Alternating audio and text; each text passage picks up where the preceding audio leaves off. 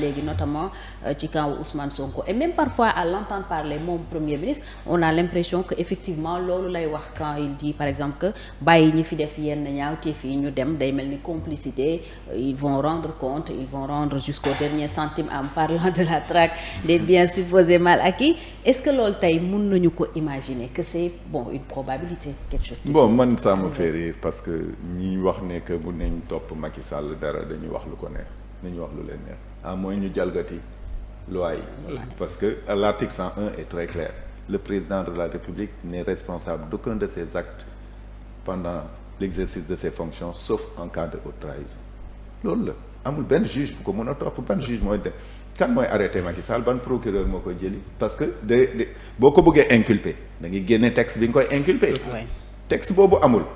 donc il faut pas que ñuy wax lu ñu neex loolu encore une fois dañ koy wax pour amuser la galerie pour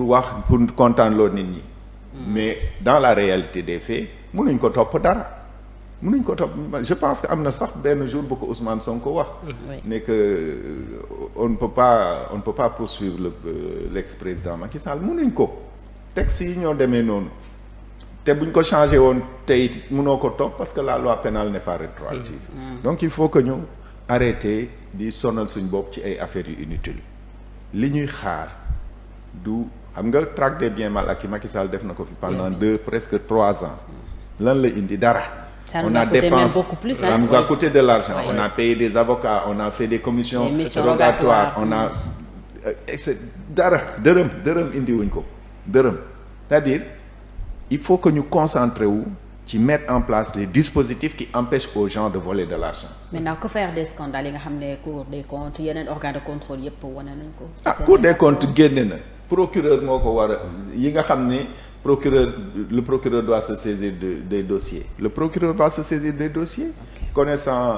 le nouveau ministre de la Justice ñëpp xam nañ que ne c'est quelqu'un de très très droit. Monsieur Ousmane Diagne, j'ai eu à partager avec lui l'Assemblée générale de la CDP, je le connais assez bien.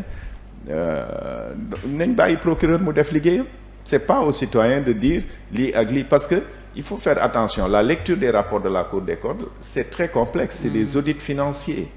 et comptables. Okay. Donc il faut nga mun ko lire man de du ma jël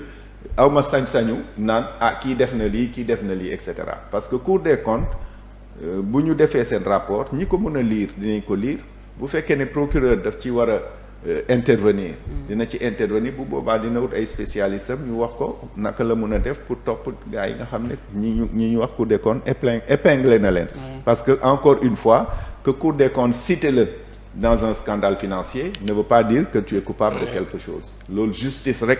moo ko mën a décider te bu ci justice bi saisiro bu décider que da nga war a dem kaso bu boobaa nga dem kaso bu décider que da nga war a rembourser nga rembourser et cetera mais encore une fois loolu ci boppam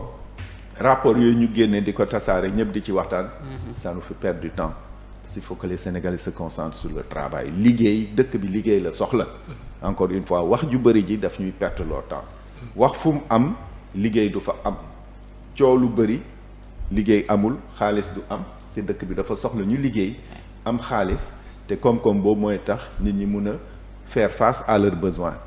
looloo tax d'ailleurs ñu continuer di jéem a wàññi ay prix et cetera parce que nit ñi amuñ dara ci seen poche. pouvoir d'achat bi bu ñu bàyyee wax ju bëri ji nag jublu ci liggéey bi bu boobaa dinañ mën a transformer économiquement ce pays. te yan levier la ñu war a utiliser honorable pour éviter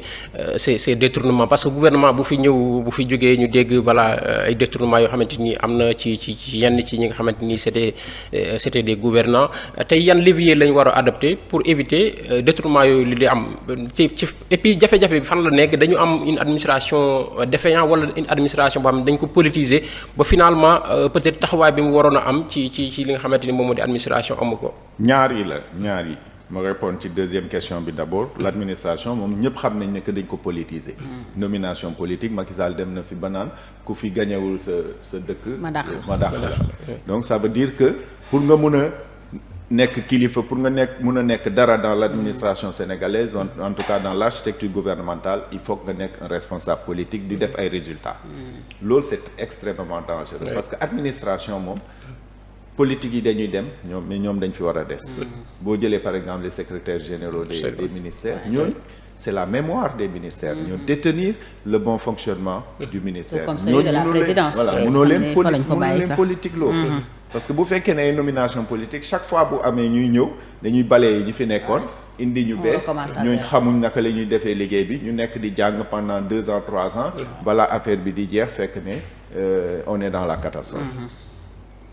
naka lañ mun a def pour que nit ñi bañ a détourner procédure rek procédure xam nañ les mécanismes qu'il faut mettre en place pour que xaalis bi dem fi mu war a dem souvent xaalis bi day dem fi mu war a dem mais ay surfacturation yoo xamante ni peut-être moom mooy indi yenn détournement bu fekkee ne procédures yi respecté nañ ko bu fekkee procédures yi respecté nañ ko mënuloo def surfacturation un contrôle régulier peut-être permanent contrôle bi dafa war a permanent parce que li ñuy wax l'audit c'est un outil de gestion audit doo xaar ba nit ki pare mission yam nga ñëw di xool c'est paradoxal voilà l'audit c'est un outil de gestion et ça doit se faire de façon permanente par exemple boo jëlee dans une entreprise y a des caisses d'avance comme nu mu doon comme ni mu amee woon à la mairie de Dakar mais cette caisse d'avance est contrôlée à étapes régulières c'est-à-dire bu ñu la joxee caisse d'avance bi pour 1 mois à la fin du mois balaa ngay amaat décaissement da ngay justifier li ñu la joxoon donc yooyu c'est des outils de gestion te xam nañ ko bu ñu ko mettre en place kenn dootul jëlati lu mu war a jël donc manque de contrôle et surtout on est dans un monde moderne avec la digitalisation on peut faire de telle sorte que le contact entre l'individu et l'argent puisse être complètement dématérialisé bu boobaa doo mën a jël forcément xaalis c'est vrai qu'il y a toujours les fausses écritures comme ni nga ko waxee fausse facturation mais su ñu defee le contrôle normal nekk dans des procédures strictes war nañu xam lan moo normal ak lan moo normalul bu surfacturation amee tout de suite bu ñu analyser facture bi dinañ xam facture bi jaarul yoon ñu rejeter ko pour analyse ou pour reprise. Je pense que tey la ñu gën a soxla transparence et loolu d'ailleurs le président Bassirou Diomaye Faye diggee d'autant que commencé nañu exploiter pétrole bi ressources yooyu honorable naka la ñu ko war a gérer justement pour bañ a dundaat les mêmes problèmes yi ñu dundoon. Bon ressources yi c'est déjà réparti par une loi xawma exactement lan moo ci nekk je ne me souviens plus de cette loi. Mais je sais qu'il y a une loi qui répartit les ressources li ñu war a dugg ci budget bi li ñu war a dugal ci ay investissement ak li ñu war a denc pour les générations futures am na une clé de répartition donc loolu je pense que bi ñu koy def nit ñi gis nañ ko je pense que la répartition était assez correcte maintenant à quel niveau lañ soxla transparence li ñu war a def surtout attention mooy xam nga c'est des contrats de partage de production balaa ngay séddoo da ngay xam la fa nekk donc foofu la Sénégal war a appesantir xam lan la gars yi di produire parce que foofu la ñuy pêcher damay wax très souvent à des amis Gabon am na benn at 6 000 francs la état gabonais jot ci wàllam ci pétrole waaw parce que bu fekkee ne 10 000 francs moo fi nekk ñu ne 60% nga am 40 la am 60% de 10 000 francs 6 000 la